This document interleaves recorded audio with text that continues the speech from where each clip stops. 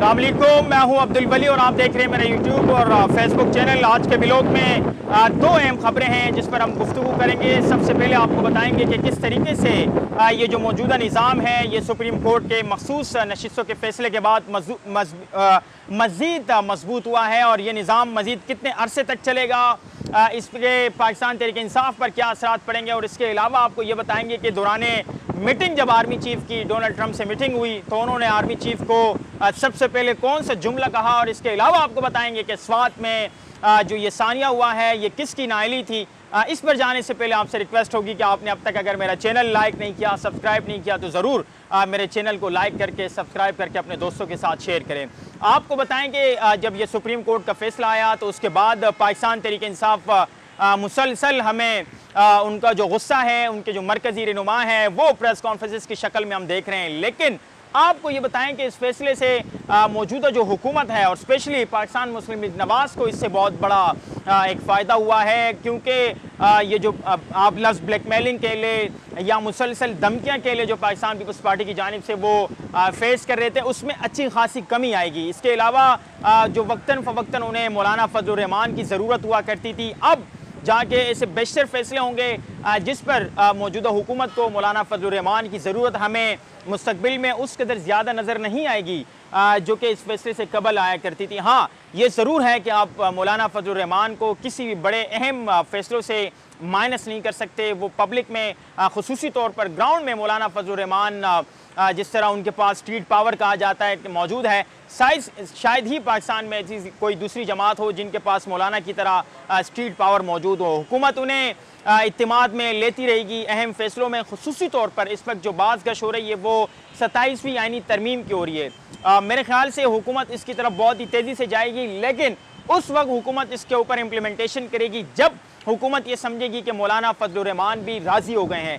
इस वक्त हुकूमत के पास आसानी से 2/3 जो मेजॉरिटी है वो ऐवान के अंदर मौजूद है। ऐसे बेशतर अरकान हैं पाकिस्तान तहरीक इंसाफ के, सुन्नी इत्तेहाद कौंसिल के आप कह लें, जो कि आज़ाद तस्वर किए गए हैं अब तक, और वो किसी भी वक्त आप देख लें शेर अफजल मरवत साहब है, ऐसे कई अरकान हैं जो कि तहरीक इंसाफ से हमें नाराज़ और नाला नज़र आते हैं और वो नून लीग के हल्कों में बहुत ही ज़्यादा मजबूत और उनका बहुत अच्छा ग्रिप थे।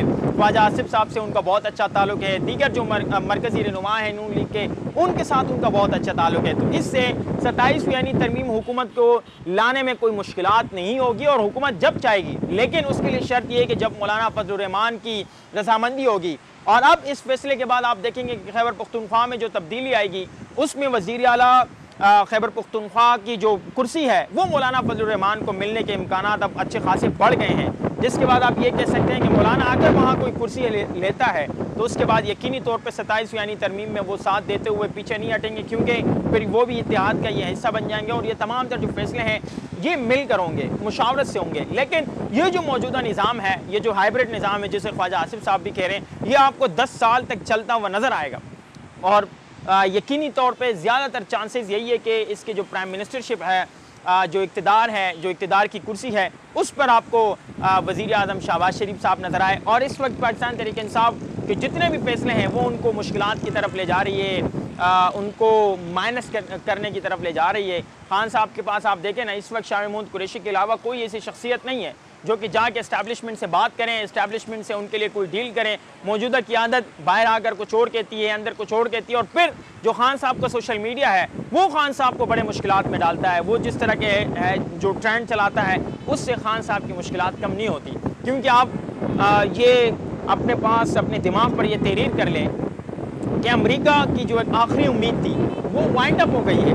वहाँ से डोनाल्ड ट्रंप अब मज़ीद खान साहब के लिए जो एक था कि वो हुकूमत में आएंगे और खान साहब के लिए कोई रिलैक्सेशन होगी, वहाँ से चैप्टर क्लोज हो गया है। क्योंकि अब जब हाल ही में जब उनकी मुलाकात हुई है फील्ड मार्शल से, तो फील्ड मार्शल के लिए जो सबसे पहला जुमला था फील्ड मार्शल के लिए ट्रंप की जानिब से वो ये था कि यू लुक मोर हैंडसम, मतलब आप बहुत खूबसूरत लग रहे हैं जब आप मेरे सामने बैठे, मैं आपकी पिक्चर्स देखता रहा हूँ, लेकिन इस वक्त आपकी जो खूबसूरती है वो पिक्चर से बहुत ही ज़्यादा है। तो आप जो अंडरस्टैंडिंग का जो लेवल है पाकिस्तान और अमेरिका के दरमियान, जो मुख्तलिफ ममालिक जो उम्मीद की जा रही थी कि खान साहब की आवाज़ उठाएंगे, उनमें अब वो चीज़ माजी के मुकाबले में हमें बहुत ही उसमें जो है वो डिफरेंस नज़र आ रहा है। दूसरी बड़ी अहम खबर ये है कि जो स्वात का सानिया हुआ है उस पर आज भी हम देख रहे हैं कि पूरी कौम में शदीद गम गुस्सा पाया जाता है, पूरी कौम नाराज़ है और पूरी कौम चंद सवालात करती है जो कि मैं खैबर पख्तूनख्वा की हुकूमत से करूँगा और उनसे ये सवाल करूँगा कि आपके हेलीकॉप्टर कहाँ होते हैं जब इस तरह के सानियात होते हैं।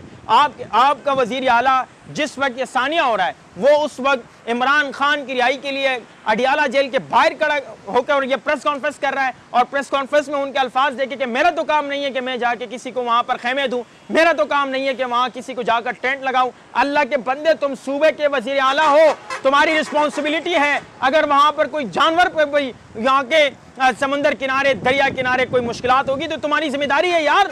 वहाँ 18 अफराद की जाने जाती है और तुम कहते हो कि तुम्हारी जिम्मेदारी नहीं है कि तुम किसी को टेंट दो, किसी को खेमा दो। अल्लाह के बंदे, ये सवाल करने से पहले, ये बात करने से पहले तुम्हें अकल नहीं आई? तुम्हारे इर्द गिर्द जो लोग खड़े थे उन्होंने तुम्हें यह नहीं बताया कि किस तरह की गुफ्तगू करनी चाहिए? आपका हेलीकॉप्टर अपने लिए तो इस्तेमाल होता है, अडियाला आने के लिए तो इस्तेमाल होता है, लेकिन उन लोगों के लिए इस्तेमाल नहीं होता। आपने 4 से 5 सरकारी अफसरान मुअत्तल कर दिए। मैं ये सवाल करता हूँ, क्या उनकी मुअत्तली से उन लोगों की जानें वापस आएगी? नहीं आएगी। आपकी जो गफलत है वो इसी तरह बरकरार रहेगी, चाहे सूबे के अंदर दहशतगर्दी हो, सूबे के अंदर जो सेहत का निज़ाम है वो देखें। आपके मुख्तलिफ हॉस्पिटल्स के अंदर इस वक्त भूसे भरे पड़े, वहाँ जो है वो इंसानों के बजाय जानवरों का चारा हुआ पड़ा है, लेकिन आपको कोई फ़र्क नहीं पड़ता। आप तालीमी निज़ाम में देखें, आप ज़ीरो हैं। आप दहशतगर्दी देखें सूबे में आए दिन बढ़ती जा रही है, आप वहाँ पर उसको काबू करने में ज़ीरो है, लेकिन आपको एक शख्स की रिहाई की पड़ी है और वो है सिर्फ और सिर्फ इमरान खान, जिसकी रिहाई नज़र नहीं आ रही। भाई आप उसको माइंड से निकाल लें।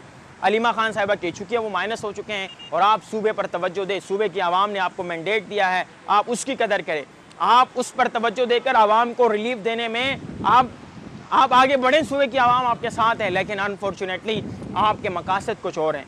मैं बड़ी दुख के साथ आपसे इजाज़त चाहूँगा आज के व्लॉग का। उम्मीद है कि नेक्स्ट व्लॉग तक आप ज़रूर मेरे चैनल को लाइक करेंगे, सब्सक्राइब करेंगे और शेयर करेंगे। Thank you.